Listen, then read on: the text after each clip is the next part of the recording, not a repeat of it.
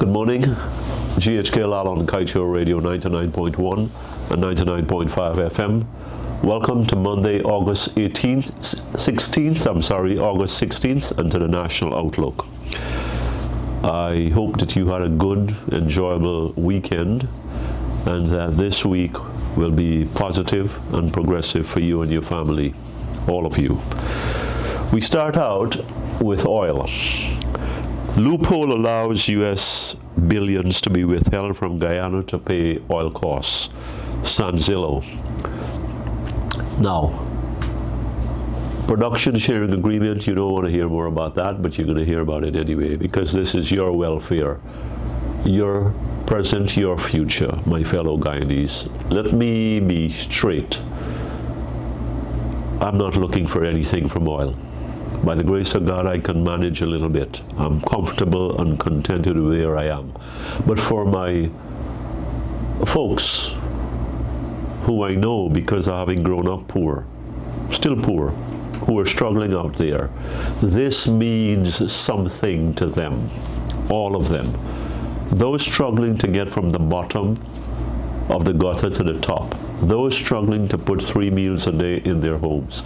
US billion dollar loopholes, which allows, from the previous government, and this government continues, allows Exxon to withhold profits. Let's make this simple.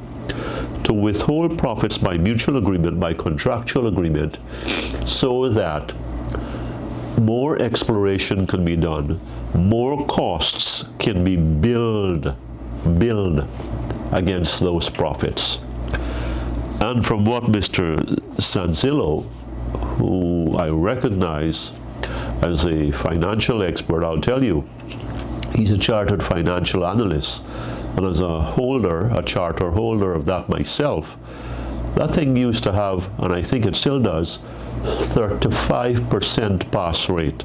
So usually out of 50,000 approximately a year, when I took it, you have to take it 3 years in succession, you had a 35% pass rate. So about 35,000 people would fail worldwide. This man knows what he's talking about.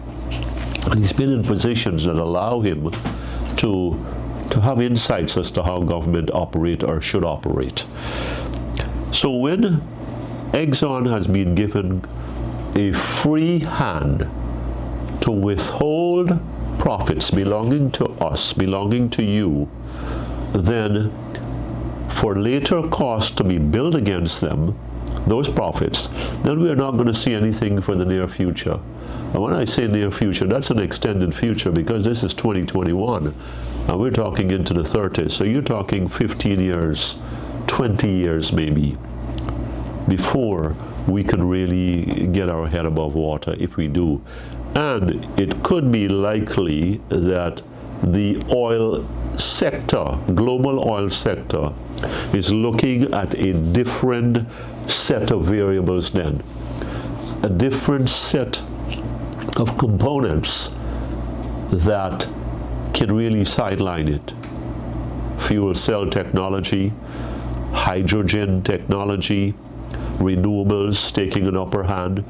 So even if we were to continue to find more and more oil, which doesn't look likely, we'll find some more, but not more for the next 10, 15 years, I think, without being an expert here, far from it, that we'll be looking at dwindling reserves, mounting costs, billions of costs, and more or less skimpy, if any, profits to show from it.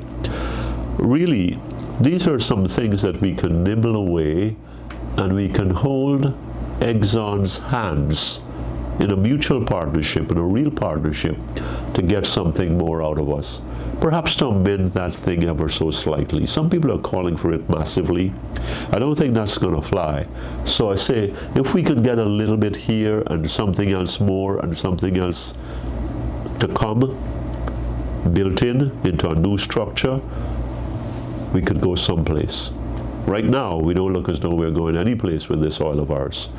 Until the next time, GHK Lal on Kaieteur Radio 99.1 and 99.5.